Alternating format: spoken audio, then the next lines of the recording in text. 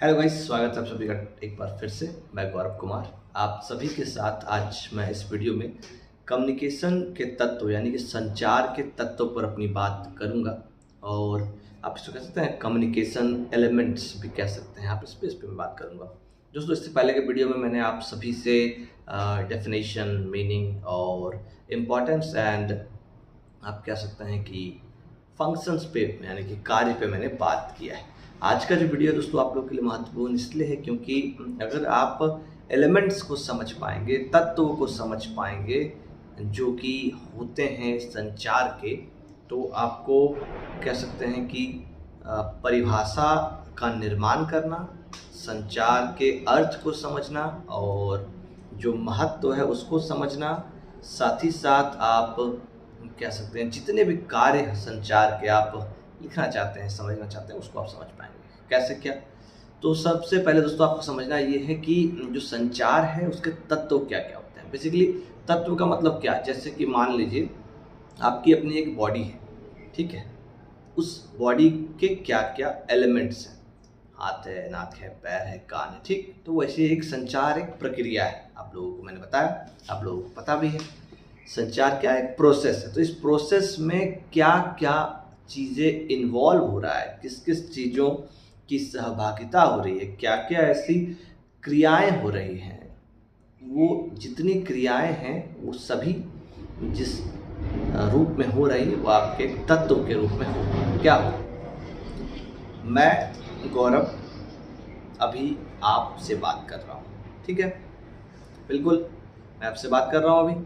और क्या बात कर रहा हूँ? बात कर रहा हूँ कि संचार के तत्व क्या क्या है। कैसे बात कर रहा हूँ?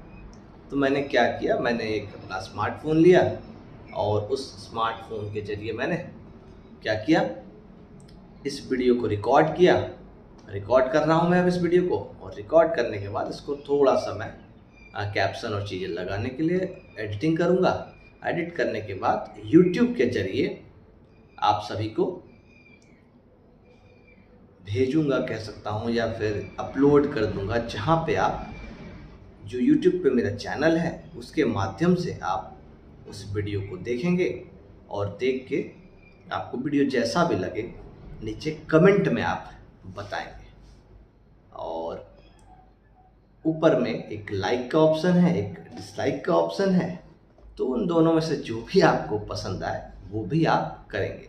उसके बगल में एक लाल जैसा बॉक्स होगा, उसमें सब्सक्राइब लिखा होगा, उसके बगल में घंटा होगा, उसको भी आप प्रेस करेंगे, ठीक है। ये जो पूरा प्रोसेस होगा एक पर्टिकुलर वीडियो को या फिर किसी भी वीडियो को देखने के बाद अगर आप कर रहे हैं तो ये है कम्युनिकेशन, और ये एक सक्सेसफुल कम्युनिकेशन है। मैं एज ए कम्युनिकेटर, मैं एज ए संचारक आप सभी को अपनी बात यूट्यूब के माध्यम से पहुंचा रहा हूं। और जो मेरी बात है वो जैसे ही आप तक पहुंच रही है, यानी कि आप उस चीज़ को फॉलो कर रहे हैं, उस चीज़ को मान रहे हैं, उस चीज़ को समझ रहे हैं, उस चीज़ से आप कहीं ना कहीं ज्ञान अर्जित कर रहे हैं और उसका आप अपने जीवन में प्रयोग कर रहे हैं, तो ये एक सफल कम्युनिकेशन का कह सकते हैं कि वो सिम्टम कह सकते हैं, या फिर एक लक्षण कह सकते हैं, या फिर एक निशानी कह सकते हैं। तो तत्व क्या क्या होंगे? सबसे पहला एक कोई होगा जो कि व्यक्ति होगा या कोई समूह या समुदाय होगा, संचारक आप उसे कहेंगे। क्या कहेंगे? आप उसको संचारक कहेंगे, ठीक है। अब इंग्लिश की अगर बात करें तो सेंडर आप उसे कह सकते हैं, है ना। क्या कहेंगे? सेंडर कहेंगे आप, ठीक है। अब एक संचारक होगा, वो क्या करेगा, किसी पर्टिकुलर एक विषय को लेकर आप कह सकते हैं कि चाहे जो भी विषय हो, वो विषय को लेकर वो अपनी बात रखना चाहेगा। मान लीजिए उसके मन में कुछ विचार आ रहा है, मान लीजिए उसके पास कुछ जानकारी है कि रोजगार आने वाला है या फिर और कुछ है, तो वो मैसेज, उसको आप कह सकते हैं संदेश। पहला संचारक, दूसरा मैसेज। इसके बीच में एक चीज़ आएगा वो मैं आपके आगे बताऊंगा। पहला संचारक, दूसरा मैसेज, तीसरा मैं कुछ सोच रहा हूँ, जो मैं सोच रहा हूँ वो मेरा मैसेज है। अब उस मैसेज को मैं आपके साथ साझा करना चाहता हूँ। तो जो मैसेज है दोस्तों, आप किसी माध्यम से ही किसी को भेज पाएंगे, है ना। माध्यम कुछ भी हो सकता है। हमारे आपके बीच जो संवाद स्थापित हो रहा है उसमें आप 2-3 माध्यम कह सकते हैं। पहला माध्यम ये स्मार्टफोन है जहाँ पे मैं वीडियो रिकॉर्ड कर रहा हूँ। दूसरा माध्यम सिर्फ रिकॉर्डिंग ही आप तक तो नहीं पहुँच गया, वो इंटरनेट भी है जिस पे कि यूट्यूब एज ए वेबसाइट या एज ए सर्वर या फिर एज ए होस्ट मुझे सर्विस दे रहा है अपनी वीडियो को अपलोड करने का और पब्लिक डोमेन में सर्कुलेट करने का। ये भी एक मीडियम है। अब अगला जो है आप कह सकते हैं या फिर आप कह सकते हैं कि संचारक हो गया, सेंडर हो गया, मैसेज हो गया, मीडियम हो गया। अब अगला जो है वो है रिसीवर, प्राप्तकर्ता, प्रापक आप कह सकते हैं, ठीक है।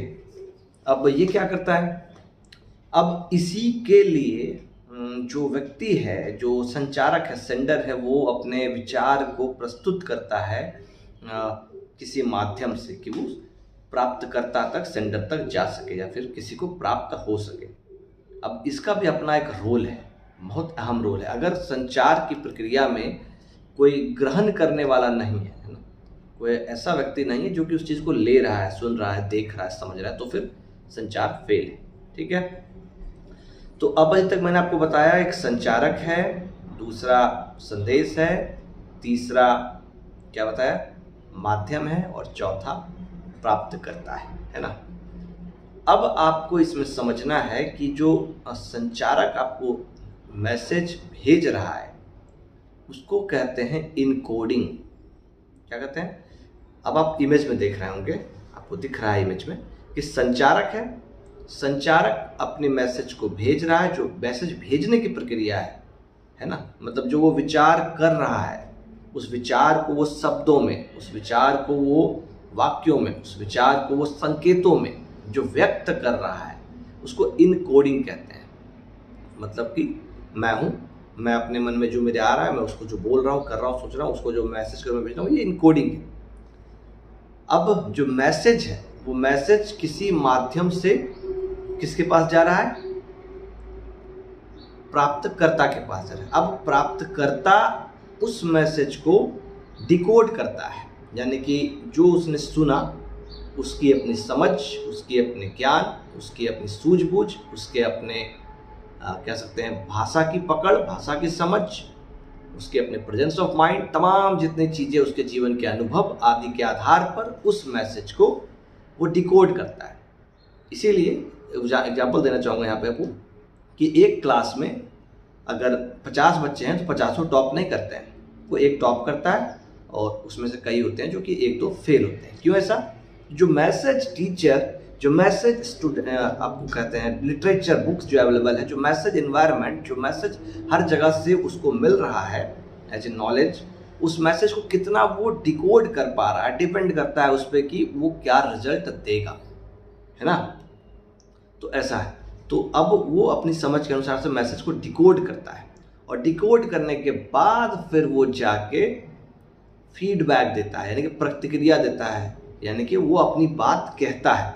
जैसे मैंने कहा, आपसे पूछा क्या आपने खाना खाया रात में, तो ये मैंने बोला, अब ये आपने सुना, इसको आपने डिकोड किया, क्या आपने रात में खाना खाया। तो अब आप इसमें सवाल कर सकते हैं किस रात की बात आप कर रहे हैं। अगर प्रेजेंस ऑफ माइंड में सिंपली अगर नॉर्मली है तो आप कह देंगे जी हाँ मैंने कल रात खाना खाया, है ना। अगर आपको ये कन्फ्यूजन लगे तो फिर आप कुछ नहीं बोलेंगे। तो जो प्रतिक्रिया आप देंगे या फिर नहीं देंगे, अगर नहीं देंगे तो कहीं ना कहीं संचार पूरा नहीं माना जाएगा। अगर आप प्रतिक्रिया सर हिला के संकेत के रूप में लिख कर या बोल कर दे रहे हैं तो वो फीडबैक होगा। और जो फीडबैक देने की प्रक्रिया है उस वक्त प्राप्तकर्ता यानी कि जो रिसीवर होता है वो एक सेंडर की भूमिका में आ जाता है। ठीक है, समझ रहे हैं आप।